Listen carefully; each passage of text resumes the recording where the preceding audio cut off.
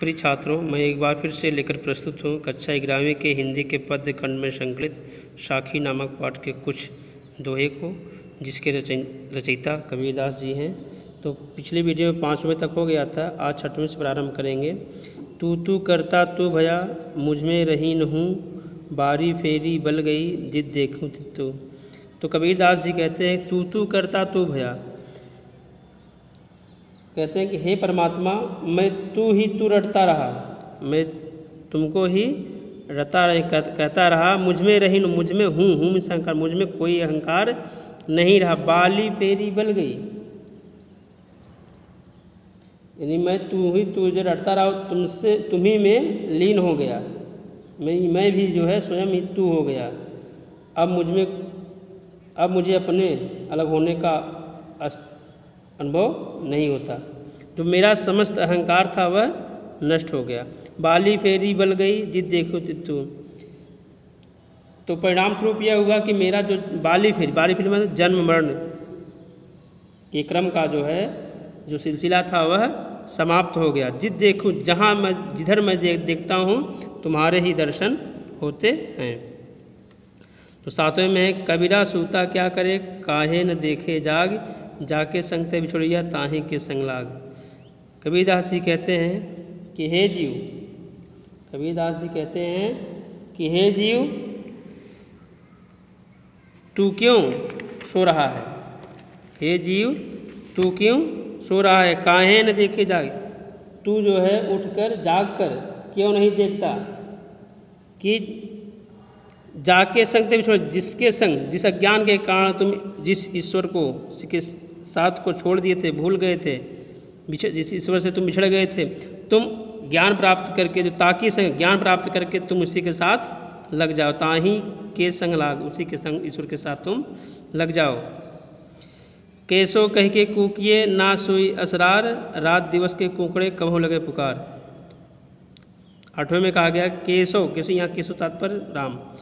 तो श्री राम कहकर, राम कहकर तुम कहने में लगे रहो। ना सोइए असरार, तुम जो है आलस्य, असरार मान आलस, तुम आलस्य मत, आलस करके मत सो, तुम राम नाम का जाप करते रहो। रात दिवस के कुकड़े माने कहना रात और दिन पुकार लगाने से जो कबहू लगे पुकार, रात दिन तुम राम का रट लगाए रहोगे तो कभी ना कभी तुम्हारी जो है पुकार ईश्वर सुन ही लेंगे।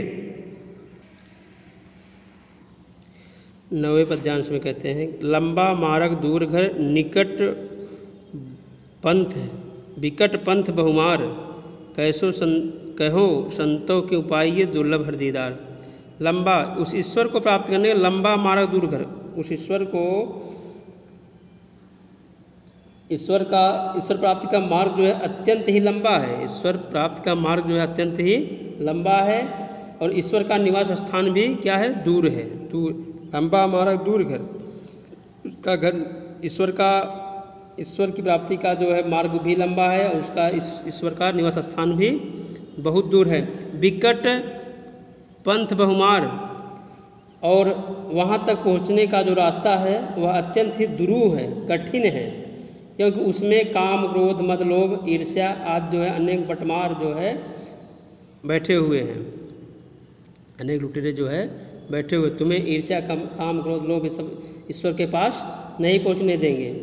तो कह रहे हैं कि कहो संतों के उपाय ये, जो जीव रूपी पथिक को ठग लिया करते हैं, तो हे संतों, फिर उस आत्मा का दर्शन कैसे हो सकता है, वह तो क्या है दुर्लभ कर हर दीदार।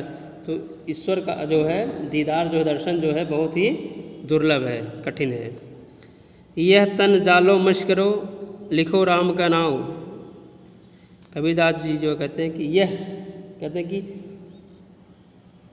मैं उस परमात्मा रूपी प्रीतम के पास प्रेम पत्र भेजने के लिए अपने पार्थी को जो है विराग्नि में जलाकर क्या करूँगा, स्याही मीन्स स्याही बना दूंगी, और लिखो राम का नाम, और राम का नाम लिख कर जो है और क्या करूँगी, लेखनी करूँ करंग माने कंकाल, हड्डी, लेखनी मीन्स कलम, हड्डियों का जो है कलम बनाऊंगी, और लिख राम पठाओ, और राम का नाम जो है उस पत्र पे राम का नाम जो है लिख कर भेजूँगी।